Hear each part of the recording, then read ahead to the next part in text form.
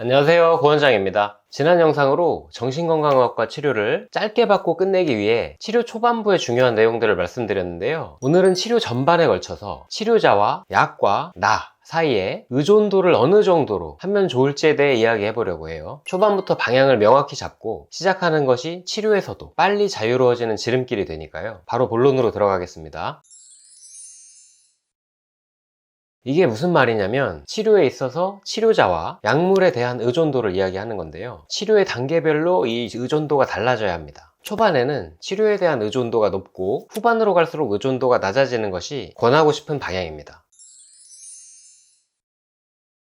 치료 초반에는 치료에 대한 신뢰를 바탕으로 치료자와 약에 대부분 의지하는 것이 좋습니다. 이게 어려운 대표적인 경우가 바로 환자분이 치료에 대한 의심을 가지고 본인 생각대로 하려고 하거나 치료를 우선순위에 놓지 않을 때인데요. 치료를 방해하는 다음과 같은 생각들을 경계하셔야 합니다. 상황이 그대로인데 약 좀 먹는다고 뭐가 달라지겠어? 약을 먹어보니 별 차도도 없고 속만 불편한데 역시 도움이 안 되는구나. 지금도 힘든데 약 부작용까지 더해지면 더 힘들지 않을까? 약을 먹어서 나아진다고 한들 계속 약을 먹어야 할 텐데 그냥 버텨보자. 치료를 방해하는 다음 행동들도 주의하셔야 해요. 증상이 심해 약물 치료가 필요하다고 해도 상담만을 지속적으로 받거나 약을 힘들 때만 임의대로 먹거나 바쁘다는 핑계로 치료에 찾아오는 주기를 마음대로 하시는 경우, 이렇게 되면 치료의 효과를 제대로 보기 어려워서 증상이 악순환을 도는 고리를 끊기가 어려운 데다가 치료를 받아도 소용이 없다 라는 인식이 더해지죠. 그 결과 치료에 대한 의심이 더 커지면서 앞으로의 치료가 더욱 어려워져 버립니다. 누구나 자유의사가 있는데 어찌 치료에만 의지하라는 것이냐 라는 궁금점이 드실 수 있는데, 여기서 명심할 점이 있어요. 치료에 오기 전까지 내 생각과 감정에 따라 자동적으로 반응하게 된 행동의 결과 병이 더욱 깊어져 왔다는 사실입니다. 적어도 병을 회복하는 방향에 있어서는 내 생각과 충동을 바로 따라가는 것이 해로울 수 있다는 거죠. 나의 맹점에서 벗어나 전문가의 시각으로 새로운 탈출구를 마련하려는 것입니다. 그러니까 치료에 오셔서는 지금까지 내 마음과 생각에서 이렇게 하고 싶다 또는 이렇게 해야 된다 라는 내용을 그대로 따라가는 것을 멈추시고 치료자의 조언에 따라주시는 것이 가장 회복이 빨라지는 길입니다.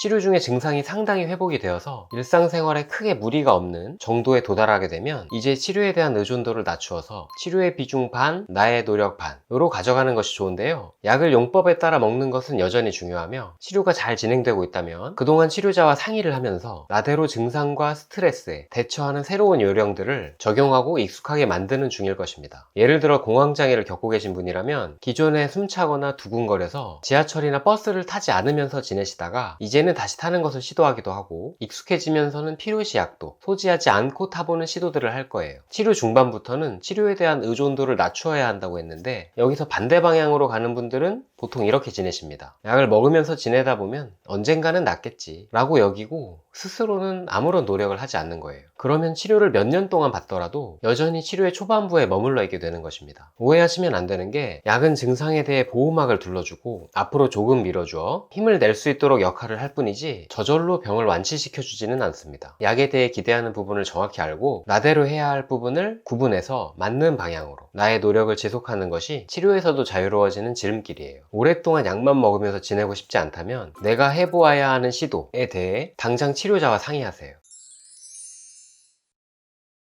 치료의 후반부에 돌입했다고 볼 수 있는지는 스스로 판단하기보다는 치료자와 상의를 해가면서 알아보시는 게 좋은데요. 치료 후반부에 다다르면 치료 의존도가 많이 줄어들고 본인이 해야 할 노력의 비중이 더욱 커지게 됩니다. 동시에 이 때문에 치료에서 자유로워지기 어려운 부분도 없지 않아 있는데요. 사람이 한 방향으로 지속적인 노력을 기울이는 것은 그 자체로 어려운 일에 속하기 때문에 그렇죠. 예를 들어 불면증에 시달리던 분이 치료 초반에 수면에 도움이 되는 약을 먹어서 잠을 잘 자게 되었다고 할게요. 나중에는 다음과 같은 노력들을 시도해서 정착이 되어야 치료에서도 자유로워질 수 있습니다. 주중, 주말에 관계없이 아침에 일정한 시간에 일어나기, 낮에 눕거나 자지 않기, 밤에 잠이 잘 오지 않으면 나와서 자리를 옮기기, 자기 전에 핸드폰 보지 않기, 커피와 술 자제하기, 걱정거리는 일과 중에 따로 써서 정리하는 시간 가지기. 사람의 습관이 한꺼번에 달라지기 어렵기 때문에 치료 중반부터 한 번에 한 가지씩 차근차근 시도를 해서 서서히 변화를 시켜 치료 후반부에는 그 완성도를 높이는 것이 중요합니다. 그렇게 되면 치료 후반부에는 치료 전과 달리 분명히 변화된 나의 일상들을 확인하시게 될 거예요. 오늘은 정신건강학과 진료를 빨리 받고 끝내기 위해서 치료 전반에 걸쳐서 의존도를 조절하는 것이 중요하며 치료가 진행될수록 나대로 시도하는 여러 가지 노력들의 비중이 커진다는 내용을 말씀드렸습니다. 다음 영상에서는 치료의 중후반부에 약물치료 중단을 위해서 달성해야 하는 3가지 조건들에 대해 마저 이야기 드리려고 해요.